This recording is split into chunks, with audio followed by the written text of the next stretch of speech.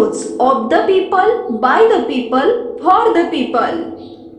शालेय शिक्षण विभागाच्या संच मान्यतेच्या शासन निर्णयामध्ये शाळांसाठी अनेक नवीन सवलती दिल्या गेल्यात। विद्यार्थ्यांच्या तसेच शिक्षकांच्या हिताला प्राधान्य देण्याची जपण्याची शासनाची भूमिका असल्याचं शालेय शिक्षण मंत्री दीपक केसरकर यांनी विधान परिषदेत सांगितलंय। शालेय शिक्षण विभागाच्या मार्च 2024च्या संच मान्यतेचा शासन निर्णयाबाबत उपस्थित केलेल्या प्रश्नाबाबत सदस्य सुधाकर अडबाले यांनी उपस्थित केलेल्या प्रश्नाला उत्तर देताना मंत्री श्री केसरकर बोलत होते।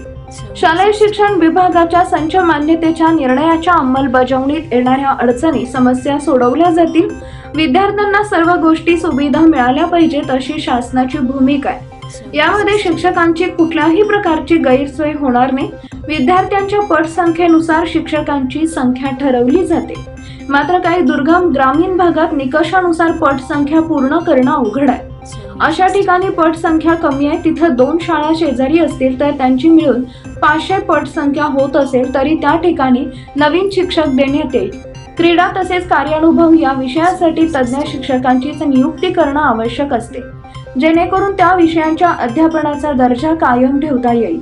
या दृष्टीने या विषयांसाठी संबंधित शिक्षकांचीच नियुक्ती केली जाणार आहे। यातून कला क्रीडा शिक्षकांची संख्या वाढेल।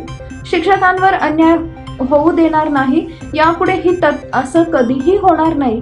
अनुदानामध्ये टप्पा 2 अंतर्गत पात्र नसलेल्या शाळांनाही स्वतःची शुल्क आकारणी करता येईल असंही मंत्री केसरकर यांनी सांगितलंय। पीपल न्यूज पाहण्यासाठी चॅनलला सबस्क्राईब करा व बेल आयकॉनला प्रेस करा।